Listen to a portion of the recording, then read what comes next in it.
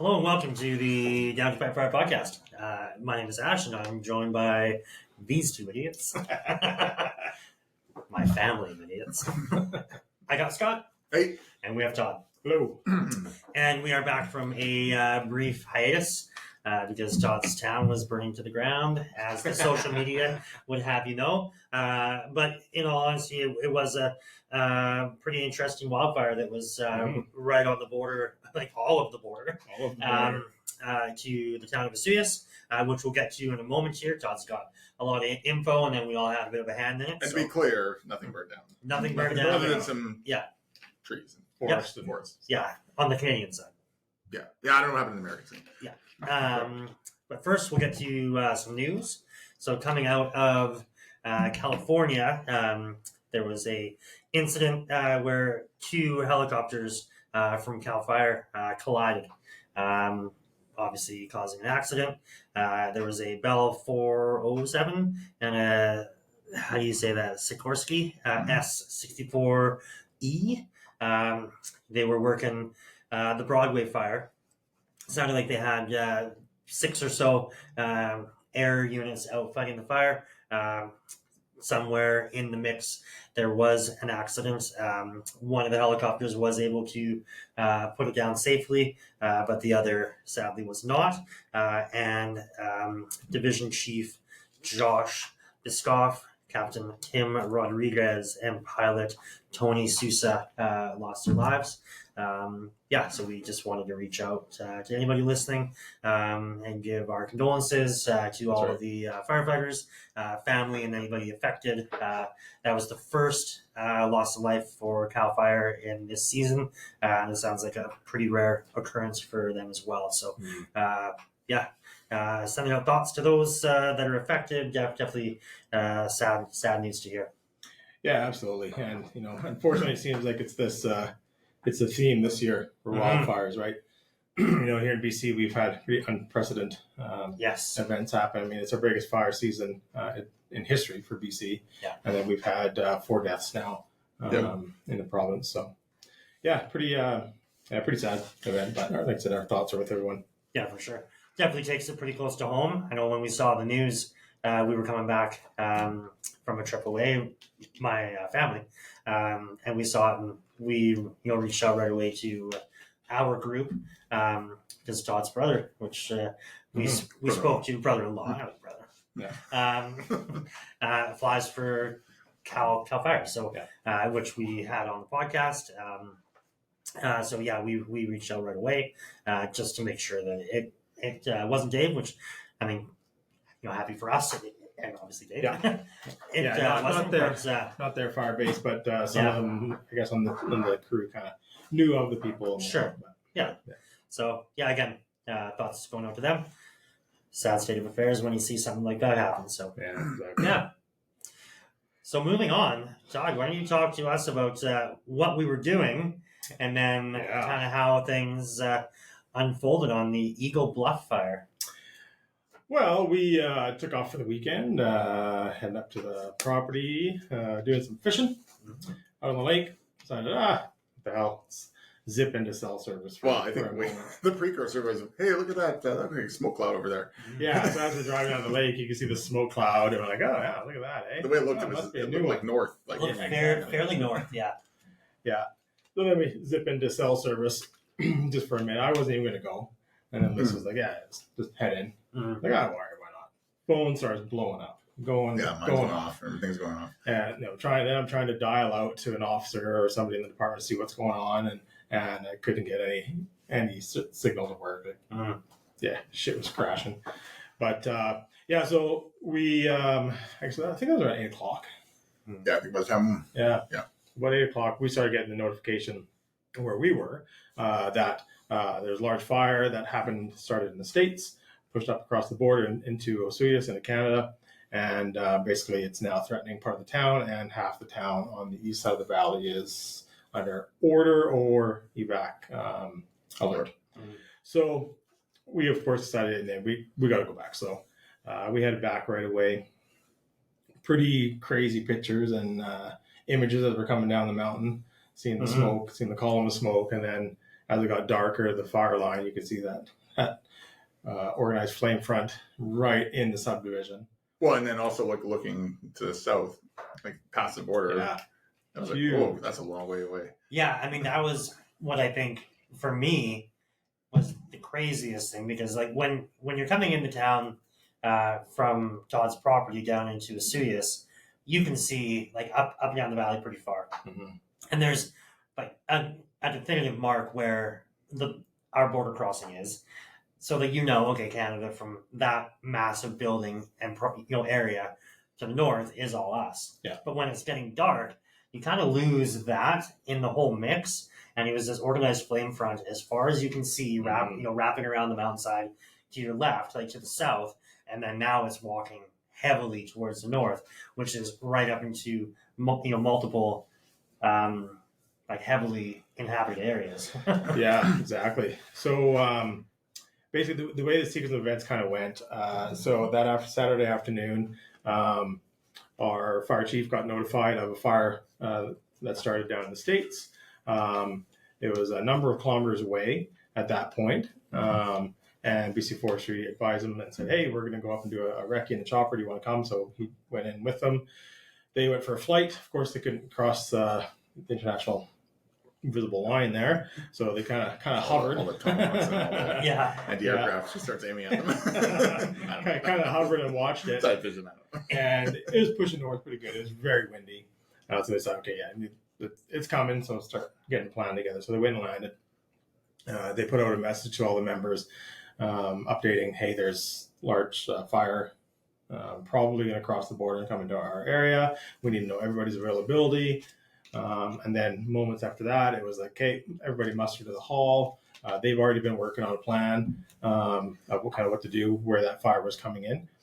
So when it came in from the south, there's a lot of sagebrush and higher up trees and pine and fir and stuff. And then we've got this kind of little subdivision that sits up fairly high up. So that was the biggest threat where it was coming.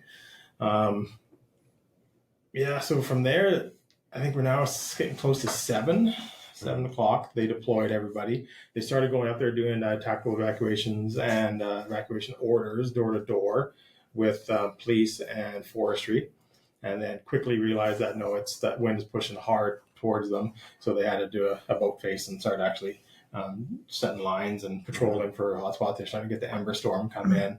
It was pretty strong wind from the south. So yeah, so that was just around 7. And then of course they were in the fight for about an hour when we got the notification.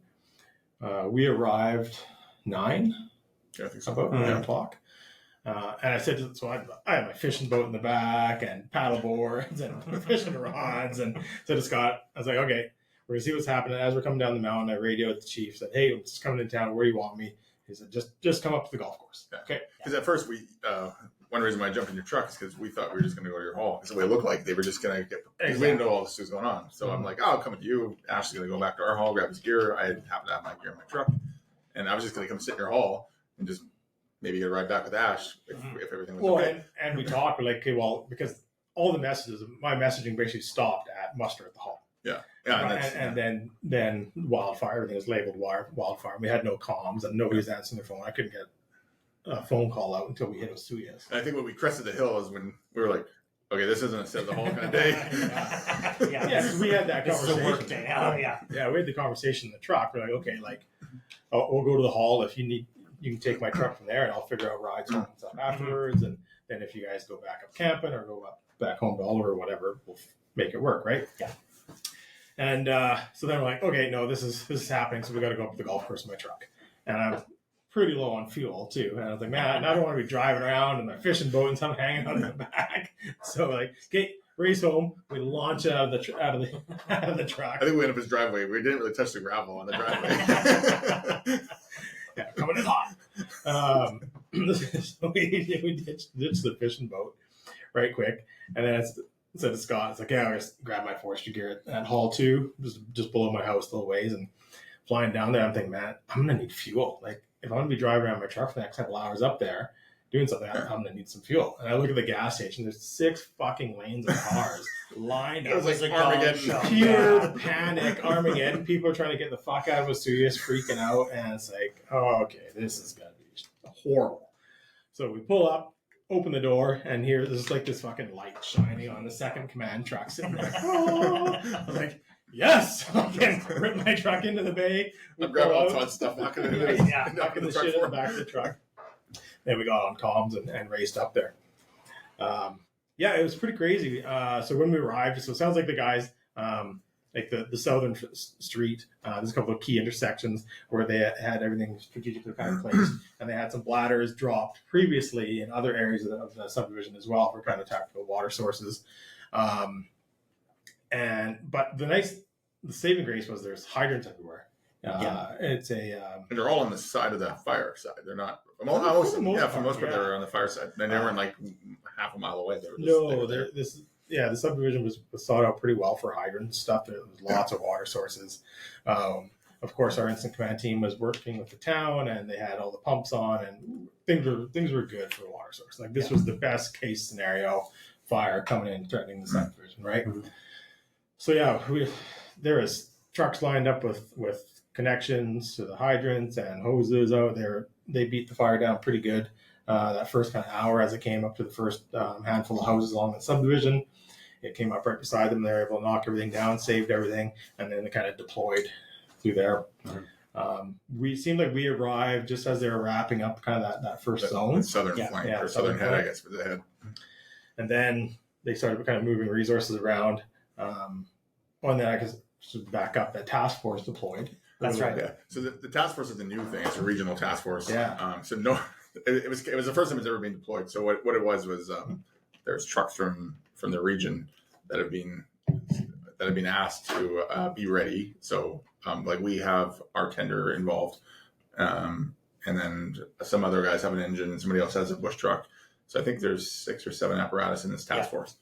And then I was actually talking to the guy in charge of the task force. So he said, he got the phone call from forestry that said, "Hey, you got that task force ready?" And he goes, we got it. Yeah, we have everybody planned out. He goes, there's this fire that just crossed the border. We'll probably need it. And he's like, "Oh, what do you want it activated?" He's like, "Oh, like we need it." He's like, "Yeah, and by probably I mean like we need it and we need it now." So they gathered everything together. But because it's the first time, I think that no one really knew. Because usually when we get deployed on a forestry deployment, it's kind of like the fire's already been happening for a day or two. So there's more organized. So the camp's already there. Everybody had the chain of command. Everything's already there. So the task force actually got ahead of everybody else. I guess they arrived and no one really knew where to go. Like forestry was there, but they weren't they weren't prepped for this task force. Mm-hmm. There was very little comms with you guys. Yeah. So I think hopefully there's a debrief on that. Like, hey, these are some ways we can tweak things. One good thing about the task force, I think it took some pressure off you guys on your your western flank. Yeah. Because they literally engine in each apparatus. They set up shop in that kind of western flank where that cul-de-sac goes. Yeah. And that was all their apparatus, and then we had all of ours on that south end. Mm-hmm.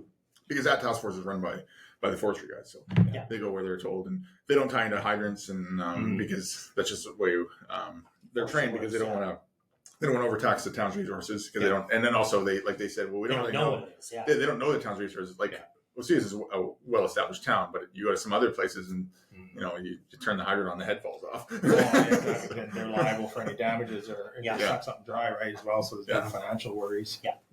So we spun by the task force and helped a little bit with them, setting some lines up and stuff. Mm-hmm. They had their thing going. Their task force leader at that time was actually one of the guys who basically wrote the book on this kind of work. Mm-hmm. So we're like, we just kind of left. Yeah, I went up. I said hi to him real quick, and because I know I was talking to our chiefs earlier, and it was the same thing. It's like there was not a whole lot of communication to the two. So I thought, I'm gonna put a bug in his ear, and be like, hey, our instant command post is up here. Reach out. But he was, of course, busy on the phone and everything. But for the most part, it wasn't bad. We so our role, because I was in the other command truck, I was tasked with kind of doing some more tactical patrols. So you and I kind of stuck together. We grabbed a couple other firefighters as they rolled in late to the hall. We threw in some piss cans in the truck. and so a cooler of water and stuff. And then I was trying to write on your command board not throw up because you were driving like Todd drives. I was like, whoa. Very safe and professional. Yeah, very Yes. safe, yeah. And Just trying to write notes. well, so on the note thing is, Did you read my notes we later? write, They were so no, shit. you're right. It's fucking horrible. It's worse than mine. Well, I'm also in the truck trying to like write stuff. I'm like, what's the name of that street? I don't know. Yeah, but it was really helpful because you're sitting there driving, and so you're in jump, making those notes of the directions where we're going for, and then we had to head out north into the industrial area because there was concern about embers and stuff coming in that area. So we went and got eyes on that for command and kind of relayed that, and we did a little bit of back and forth between the two for a while, and then just kind of filled the gaps where we kind of were asked to go, and then we got you guys sat down for an engine company. Yeah. So that worked out well. So while you guys are out doing your thing for the first 30, 40 minutes, I raced back to town and I blasted into the hall. And two of our guys, actually, just because we were texting, Kevin, I was like, hey, like, what's going on? Like, what's happening in Oliver? Like, what's the scoop? And he's like, oh, Brett and I are just heading down to the hall. Like, just we're kind of seeing what Facebook is saying. It looks like it's getting pretty busy. The whole town's burnt down. Yeah. So Facebook. Anyway. This comes back to the Facebook updates, right? Like, it sounds like it's right in town. Like, it's terrible. Yeah. Like, structures are getting lost. Like, it's just a gong show. Gas stations are on fire. Yeah. So they're like, we're gonna get a call for sure. Let's go down to the hall. So so he's like texting me, and I'm trying to like talk to text as I drive. So finally, I just phone him. And I'm asking questions about like, hey, like, what's our plan? Do we have like a crew established? Do we have people there? He's like, hang on. And he passes the phone over, and then the chief comes on. I'm like, oh, hey, chief. Hey, just so you know, like, yeah, so this is what's going on. I'm at Road 18, blasting back home right now. I'm going to go report directly to the hall. Sounds like, you guys are there. He's like, oh, no, we actually met. He met them at, they were at the mall doing something. So he's like, yeah, like, we met there. We're on our way to the hall right now. We're going to go make sure the engine and the bush truck are both topped up with fuel. I'm like, yeah, perfect. Because, we don't know what you guys need. So let's go and get things, as perfect as possible. Make sure all of our packs are geared up. Make sure, all of the fittings are where they're supposed to be. Blah, blah, blah. Okay, perfect, guys. I'm 10-ish minutes away. Because at this point, traffic was already crazy trying to leave Osoyoos. So like I made really good time coming into Osoyoos, and then I made really poor time from Osoyoos to Oliver. So I already knew that the chief was there, and like he was switched on ready, and then two of our really awesome guys are there. So I'm like, hey, great. There might be another captain there. I have no idea, but I'm going to go and help in any way that I can. So I get there, and at that point, it's just the three of us. And I've been monitoring your guys' comm channel basically since I crested coming into Osoyoos. And we start to hear they're like, yeah, we could use another guy. We could use another team.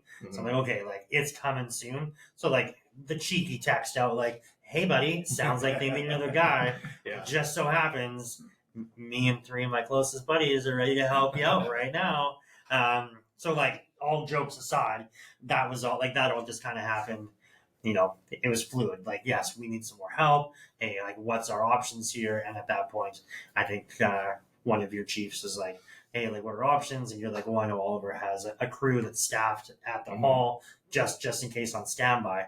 So the mutual aid request came in. So I heard it come in.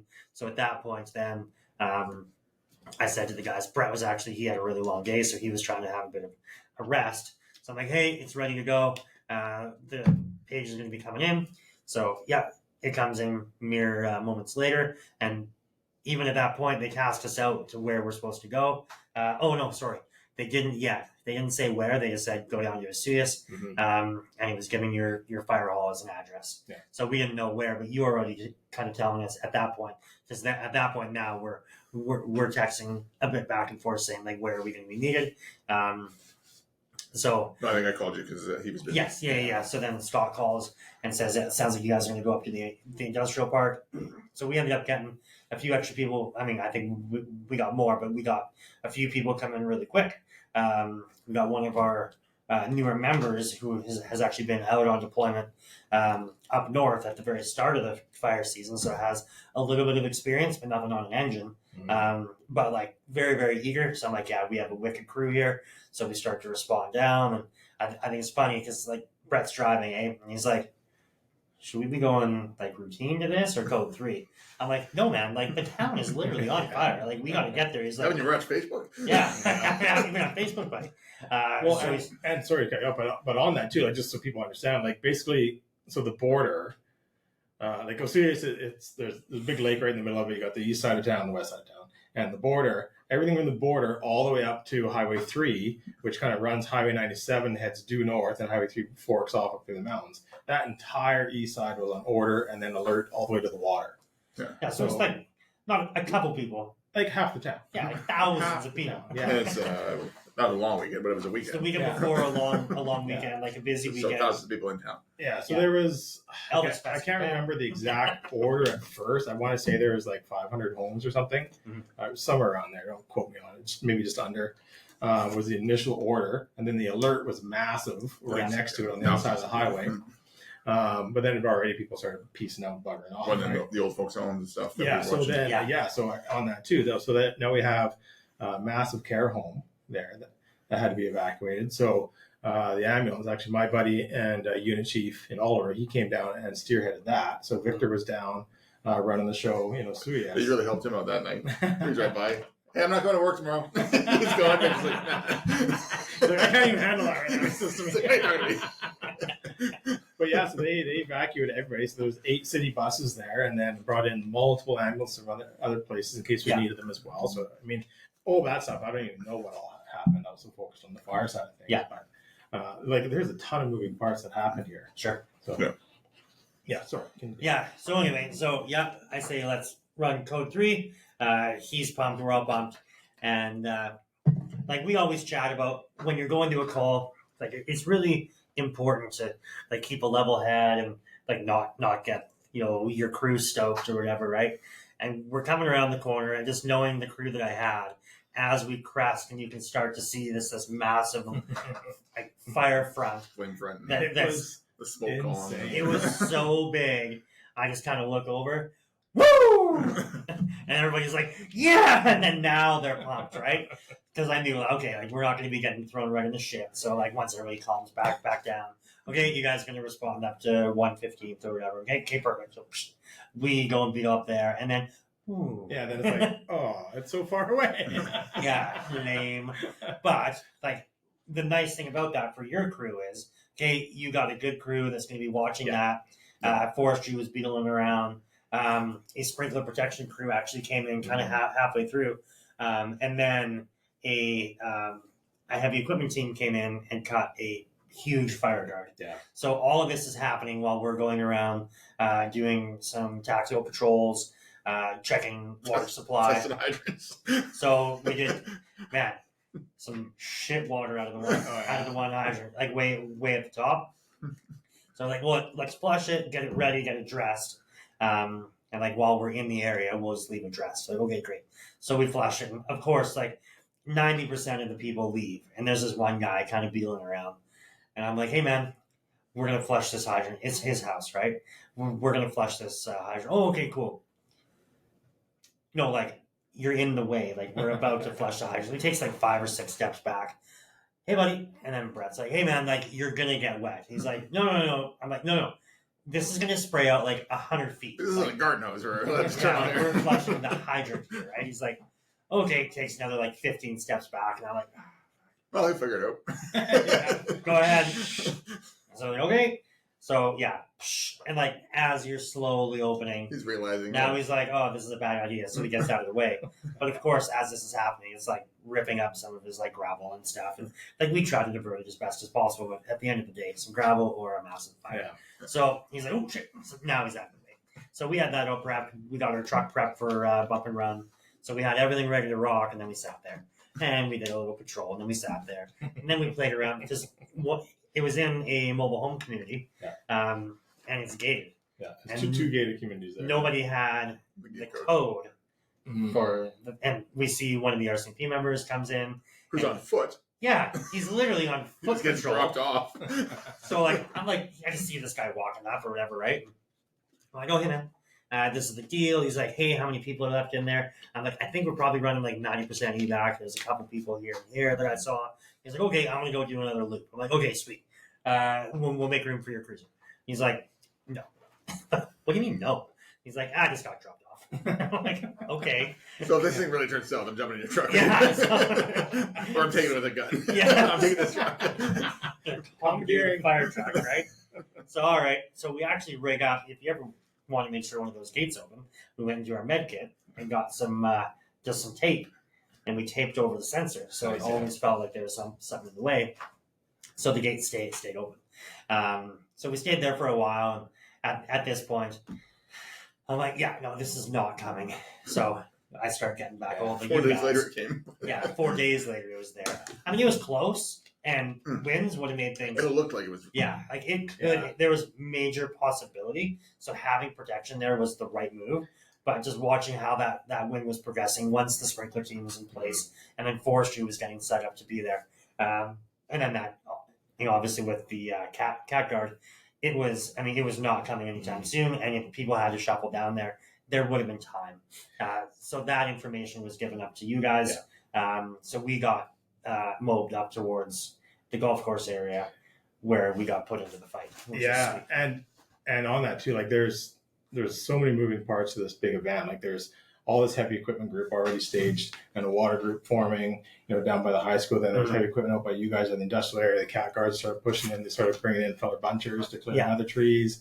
And then the saving grace was we had that huge wind shift. Yes. So it did a 360 and started blowing south back onto itself, which was good timing. Would have been nice to know if they would have going to let us know they're going to do a controlled ignition. So things got a little hot again for us after they did their ignition.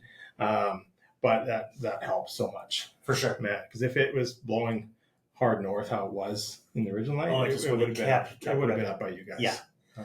Yeah, I think with that wind shift and then like where that one subdivision is, it kind of runs and like circles around a bit of a knob. Yeah. And so it had burned itself northern, and then that wind shifted. So now it's pushing itself back, which is mostly on the black, which was great. But there was still this huge knob that was unburnt. So now it wasn't quick, but it was blowing back and then creeping towards. I mean, there was 20 structures that needed to be protected. So that was kind of the move there. So that's where we got tasked and ran out some lines and did a little structure triage and made sure everything was safe. Luckily, it was a pretty new build, so there wasn't a lot of stuff outside, which is great. When Todd was setting up with the command, I started doing like triaging for him, so I had all these notes.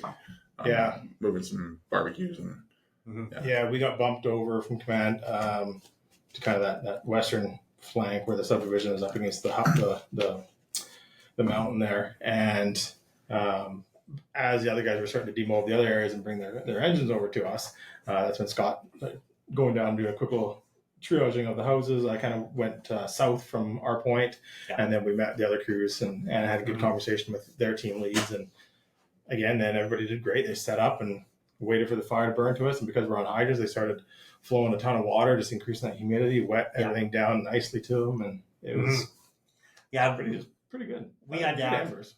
There were some really good embers coming in, like that. If we didn't have all you guys hooked up to water supply, definitely would have heightened kind of that whole feeling. We weren't attached to a hydrant because we came up to the area a little later to the game, so we were acting a little more like the task force would have. So when we got deployed up there, I went and had a quick face-to-face with your chief. So Corey and I had a quick chat, and he's like, hey, I want you guys to protect kind of these two structures. These are going to be yours. Okay, perfect. So I'm like, I'm just going to run one hand line out, forestry, and then we'll have one kind of back at the truck in case we have to rip down the hill to the next structure if we can't quite reach for this, or just for us, right? He's like, okay, great.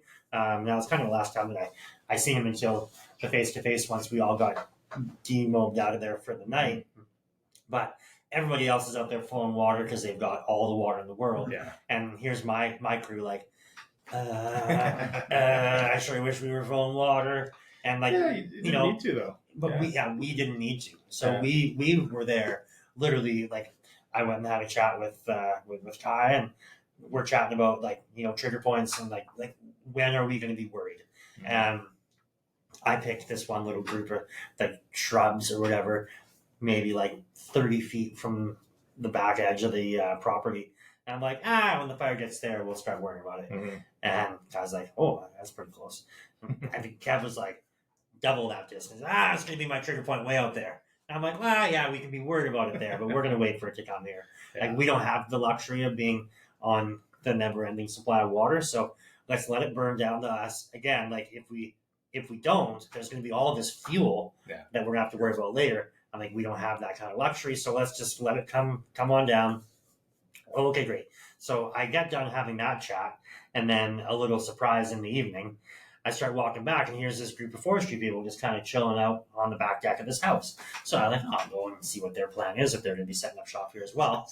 Is that a documentary? Yeah. So I walk up, and like, it's dark. Now it's like 11:30. I say later than that. Yeah, maybe midnight or whatever, right? Yeah. So I'm like walking up, and all of a sudden I start to see some light around. I'm like, oh, hey there. And I'm like, oh. So walk over here, all professional. They're filming, and I'm like, what are they doing here? So I kind of walk around to the side and wait, and they're chit chatting, and then they're done. They're like, oh, hey, yeah, we got this deal with BC Forestry. We can go around. They're like, we're this film crew for whatever. And we're like, they were very well marked. Yeah, we have special permission to be here, and I'm like, cool, man. So like, you're nothing with the fire. Nope. Okay, see ya. So I go back to my crew. But yeah, like, so there's this film crew dressed in full forestry gear. So like, it looks like they're supposed to be there. So well, kind of. They weren't in full. They weren't in official uniforms. Yeah. Because that's what your chief was like. Who are those guys? And he starts yelling at them, and I think because it looked like some guys pretended to be forestry guys. Yes. Because they weren't dirty. They didn't have. I don't think they had flashes. They didn't have any flashes. So they looked like they were just kind of. They kind of threw some gear on and snuck into this fire, and they like good enough to pass the odd guy who's fighting a fire, and they walk by like, oh, those are forestry guys. And they had a massive camera, and everyone's kind of like, okay. So that almost turned into a like a little bit of an issue. So they did have. I ended up chatting to the one. Yeah. So they did have one liaison that was there with BC Forestry, and like they had the full flash. Like they were. Yeah. Because I didn't talk to. Actually, that was the guy that came to our seminar. Yeah. So at that point, then I'm like, man, you should give a guy a bit of a heads up, so he doesn't walk up looking like a jackass when you're filming. Right? He's like, oh no, you said hello or whatever, and then you stood there professionally. I'm like, yeah, I get it, but like, in the heat of the moment, like, hey, this fucking shit over here. It's like, because that's how sometimes you chat when things are elevated, right? Be good TV. It'd be great TV. Here's some idiot from all over swearing his ass off. Yeah, this is the real deal here. It's like, do you mind signing this waiver? I'm like, what? Is that a waiver? Yeah. Huh. So like, you're probably going to be on film. So I'm like, son of a bitch. I didn't sign a waiver. They filmed me. I didn't send a waiver. Oh shit. Probably because I walked up like right in the middle of one of their spiels. So like, you're going to get this guy walking up like an idiot. So anyway, those guys fucked off, which is good. And I think got in other people's way later on. Not way, but like stumbled their way onto some other. Yes, would have been nice to know. Yeah, just a quick heads up. Again, like, there's an information officer somewhere. Just reach out. I don't know. That's kind of that breakdown between like BC Forestry and the local authority. In the heat of the moment. In the heat of the moment. Yeah, eventually it flushes itself out. Yeah, so everything ends up getting told. But in that heat of the moment, there's so many things that are happening, so dynamic that like this is happening. And sadly, like which we felt back on the Incoming fire. You're kind of the last to know in the early stages, because they don't want to tie into you, because you guys are doing your own thing for like the betterment of your community, where they're doing their thing, like bigger picture, right? So they kind of leave the local authority to do what they have to do, and not tie into you. They'll obviously like use you as a resource, maybe give a little bit of direction, but early stages, it's generally the local authority to do whatever they want, because it's their area and they have all the inside info. And I mean, it was an awesome night. A lot of really awesome work from a lot of people. Was really, really happy to be able to make it back. And to go and hopefully contribute to making a difference. It was an awesome outcome for your guys' town. Yeah, I was really proud. And everybody was really proud of all of our guys, and of all your guys that came down and worked with us as well. We had a lot of newer people right up there on the line and just picked up right away. Like a lot of things happening in the initial phases of the fire, but it sounds like it worked really well. Yeah. And then, of course, after that initial night, then we jumped right into sending a team out the next morning. So we had an engine and tender go out from our town. We got mixed into the forestry task force. They kind of sucked us in that day. They wanted us up there for some local knowledge. Up to Kapula Estates, which is the next little community, which is out of our fire district, but we do highway rescue in that area. So we got sucked up there for that day. And then that's truly, because yours is like interface. Yeah. That's like truly intermixed. Yeah. Like houses inside tree lines, and there's no like definitive. There's a slight definitive line where the houses and the trees are, but it's basically the houses and trees. Yeah. And it's rural, so it's like house. Like 4 acres house, so it's like no good water sources. Yeah, there's no water sources. Like shitty, stinky lake at the bottom of the hill. Yeah. So that gets back into the realm of like, okay, bump and run. Fire tactics. Like exactly. Kind of and that's what we end up doing right away with the rest of the task force. Was just all the bump and run patrols. We're getting familiar with the houses, sprinkler protection trailers, and teams were coming up, setting up, and then we're just filling up bladders and stuff and getting a lay of the land, where our evacuation routes will be, and go from there. Yeah. So then, our truck was on that for the last. Well, we're still on it. Yeah. Tomorrow's a demob day, but it's. And in forestry at one point they did a controlled burn. Yes. Which again, Facebook kicks off. Oh my God, it's gonna burn. It's getting away from them. It's getting away from them. Yeah. And they're always about every time they do a controlled burn. There's always the Facebook experts. Oh, those things are dangerous. They're gonna turn. It's gonna turn terrible. I never see anyone afterwards go, "Oh, that was amazing." Like they're always like, "Yeah, well, this time it worked out." It's like, so 2 huge control burns. That was that day. Yeah, they did one on the far northeast corner, over by the farmlands on the other side of the mountain, and burnt off the cat guard there. But then the big one that caught everybody's eye, of course, was the one by the side of the highway. Up the valley. Yeah. I think they did another little one. The hotshot crew from the States came up did another smaller one. Because then they did by a ranch by Kapula as well. Yeah. So, but that worked perfectly. Like it looked like a volcano for the night, and then the next day it was like nothing. That's great. Yeah, you woke up the next morning and it's like, here's just this black and hardly any smoke. Then it starts kicking off again because of the heat. But it was great. Those controlled burns worked really well. They had a lot of heavy equipment up there. A lot of helicopters, a lot of bombers, one hell of an air show going on, that's for sure.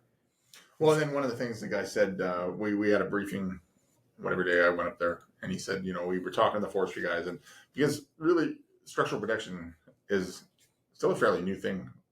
Like obviously they always aim for structural protection, but it used to be like the firefighters, like those guys with the engines, they do their thing and we do our thing. That was always a divide. And then now that we've been worked in over the last, I want to say 10 years, I don't think it was really any, not too much before that. I think there was some, 10, 15 years. They said we wouldn't have tried that big of a burn that long ago, but now that we have these structural protection teams like sprinklers, like the lines of defense or the cat lines and sprinklers, and then us and our task force, all our engines lined up and all the water sources and water supplies. Yeah. They said we're more comfortable doing that now because we know the protection's there. Yes. Whereas back in the day, it was like, there was no sprinklers. I think sprinklers were like, what do we need sprinklers for? Yeah. You do a big back burn, big ignition. And you never know. You're at Mother Nature's mercy there for what's going to happen. So I mean, there's a shit ton of science that goes into it, like reading weather and blah blah blah. But not having all those resources. Yeah. Because Kevin was up there when the back burn was coming on the hill at them, and they started the control burn. Prescribed, what do they call it now? Yeah. They changed the name. He said, just at one point they had a trigger point. They turned on all the sprinklers. Yeah. And then the tenders were busy because they're just filling bladders. And then it literally burned up to where it was supposed to, and it stopped. Yeah. Absolutely.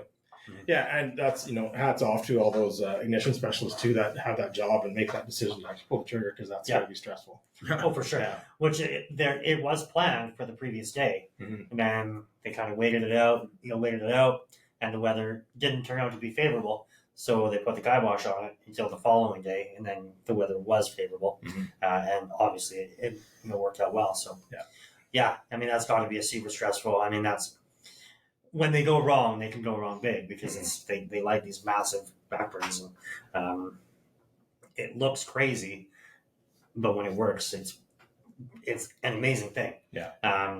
And like there's a ton of science that goes along to it. It sounds like a great idea when everything works out, but when it doesn't, now that's on somebody who made that call. So I'm sure there's heavy stress that goes along with that. So yeah, exactly. awesome. Everything worked out well there.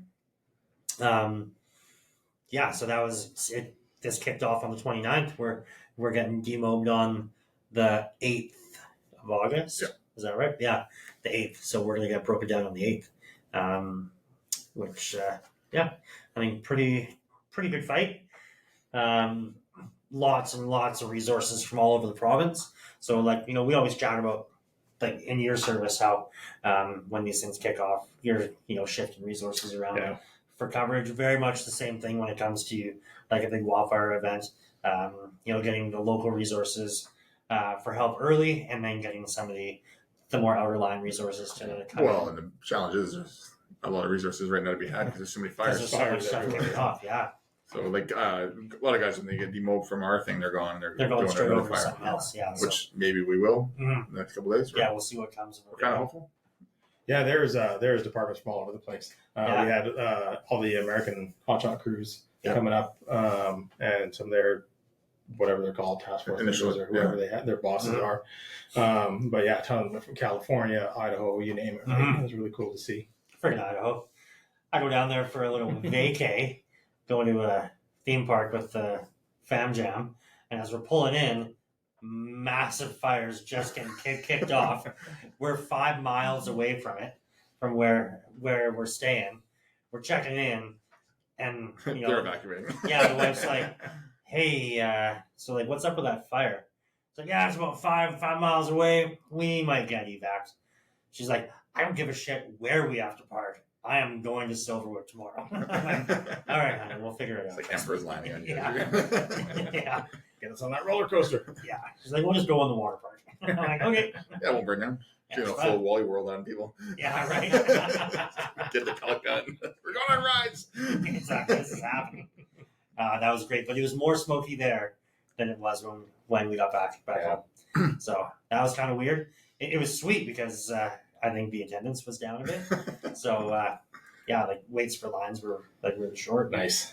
Yeah, it was good. But yeah, they had the one kicked off that day, and then there was another one a little bit further south of where we were, not that much further, and it had been going for 3 days. So they were really busy. We were seeing crews coming and going. There's an airport really close to us, so that was their start and stop. So you could actually hear helicopters start and come back every night. So there was a lot of. So it just reminded you of home. I was like, "Oh, everything's great. Yeah, that's sweet." Nice. Yeah. Yeah. So I don't know. It's just the start of August, so we still got 2 months of fire season left. Yeah. I will be surprised if we're not back out somewhere else in the province once we're back home. So we've kind of got a loose schedule of crew. It seems like we were getting slotted into being a tender crew. Right? Yeah, it's funny because some guys want the glory of the engine or the glory of the bush truck, and it's like, I'm like, the tender actually does a lot of work. It's probably the hardest working truck out there, and it keeps you busy. And when it turns bad, we're still pumping water. We're defending ourselves or defending structures. So it's like, and we got all the water. So, and then when it gets slower, we're still busy. So I like the tender. They're one of the last crews to leave. So. Yeah, and it takes less resources out of our hall to send a tender out in deployment. Yeah. I mean, the engine's cool and everything. I think the engine's better when it's the initial thing that goes. Yes. Oh, for sure. Yeah. But in the later stages, the tender is definitely where it's at because you're driving around, you're filling bladders for the forestry guys, you're making sure sprinklers are running, all that kind of stuff. Yeah. And it's interesting the roles too of the different apparatus, like because like in the Kapula area, small tight driveways, steep driveways. Yeah. So they actually had the bush trucks when we were there, just kind of wrecking the area and doing lookouts and stuff and driving all over the place. Which that's kind of a fun job too as well, right? Just, rather than just being tied into just a water source and doing that. But like you said, like once things get moving, you're hauling ass in that tender. Sure. Yeah. And you're the engine boss, but you're also the guy moving all the crap. Because there's only two of you on that thing. Yeah. I mean, the two of you, when it gets busy, are busy. Yeah. Which is cool. Because being bored sucks. You can see some of the other guys, like when it does get a little slower, the engine crews are trying to find work, where tender crew, you're always busy. Yeah. So we'll see what happens. Good. Perfect. Well, I mean, that was a snapshot back of the last couple weeks for us. Yeah. I'm sure we'll have a lot more to chat about as August rolls on. Hopefully we get a shiny piece of equipment coming in August and we can snap some photos and share it with you. We'll see. There you go. We'll start rolling the shout-outs if nobody has anything else to add. Nope. Perfect. Well, let's chat about Modus. Should we show this? I think we have Well, I to. think we have to. So Modus, they're making a new, I don't think it has a name yet. I'm not going to call what it's, because there's a trademark. I know one of the names. But basically it's a portable stretcher. So that's a new thing from Modus. With some design features specifically that we mentioned, which is one thing that's cool is this little strip of kind of not rigid, soft, what is that, like vinyl? Yeah. To help if you're having to drag somebody across the floor or across some carpet. It doesn't get hung up. It's like a friction material. Yeah. Anti-friction material. Anti-friction, so helps with the slide if you can't literally pick them up. So it's just it's a portable stretcher. It folds up nice and small. It gets I added my my hydration pouch in my backpack, so it gets nice and small. Parachute material. This is the Mark 1 version, I guess. Mark 2 might have some drainage holes for any bodily fluids or any. You could use it in water, that kind of stuff. So that's isn't on their website yet, but they sent it to us to kind of test and play with. We also have the Modus, the X pouch. The first version of that. We'll show that in another couple days, but what they're known for is their snagger tool, their spanner wrenches, all their kind of little hand tools. But they are definitely getting into more of the textiles, I guess. So backpacks, gear bags, hydrant bags, apartment packs are coming. Radio straps. Yeah, that's exciting. We saw a picture of one of those in progress. So lots of stuff coming from Modus. Check them out. DTFF 5 will get you 5% off. And I use my snagger every day on deployment. It's just nice to tighten some fittings down, or if someone over tightens, because when we're doing a lot of drafting, we have to make sure those they're tight, right? So I have one in my chest rig. I got one. Right, sitting right in my chest rig, and it's a little heavier, but it's like you barely notice it. It does so many things. So. Sweet. Awesome. Stop the Bleed. StopTheBleed.org or .ca. Go on Stop the Bleed website. See if there's any courses or providers near you. Of course, three methods of massive hemorrhage control are direct pressure, tourniquet application, and wound packing. Make sure you have a good tourniquet. Make sure it's out of the wrapper. And you can check out our YouTube video on that information as well. It's one of those things. It's going to save a life. A couple weeks back, we just finished teaching it again here at our hall.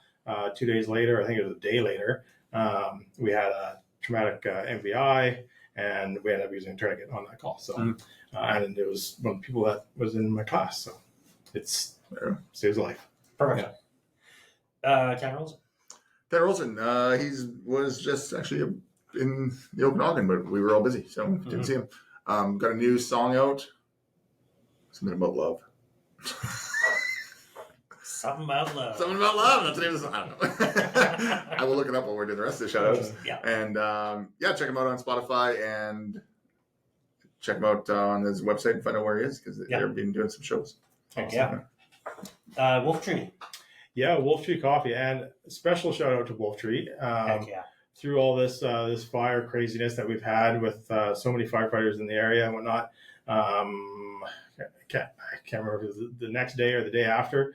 Got a message from Wolftree saying, "Hey, there's somebody in the hall bringing you guys some coffee." They brought down a massive bag of beans of our initial attack blend. Hey. Nice.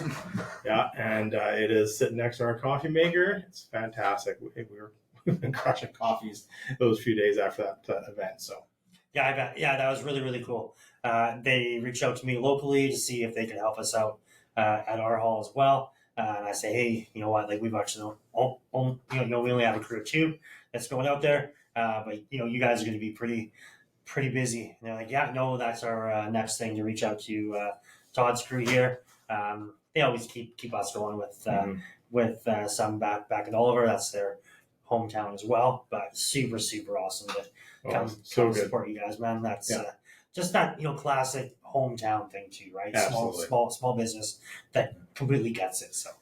And the theme of the coffee, it's the initial attack blend, and we're on this massice wildfire. Hello. Absolutely. Perfect. Yeah. Missing your love. Missing your love. Missing your love. That's the name of the song. Something about love. Perfect. Anyways, check out Wolftree's website. Of course, they'll deliver locally with the shipping everywhere now as well. So And $2. Yeah, $2 off the initial attack blend. You buy a pound of that, goes to Honor House, which we're a big supporter of, obviously. So it goes to a good cause. So go online, check them out, Wolftree, and get an order of the initial attack blend. Awesome. And lastly, you're going to have us. You can find us on the Facebooks, Instagrams, YouTubes, TikToks, all of your regular social medias there. Just a quick reminder, we have completely moved away from our old Facebook with the classic orange logo. We've gone to the new black logo. So if you haven't already, please make sure you slide over. We are selling the shirts everywhere now. Thank you very much, everybody, for your support thus far. Shirts sale are going well. We definitely still have some left, so we would love to continue to keep moving those. So what is it? It's the DTFstore.com. You can see the link on our Facebook site there. To be clear, it's DTFF store, not DTF. That's right, store. DC. You might find something different if you look up the DTFF store. Don't order something from that store. Oh, God. I don't know what they'll take off. Anyways, DTFFstore.com. You'll find it on our Facebook site. Perfect. And send us a message. We'll send you a shirt after you pay for it. Yeah, perfect.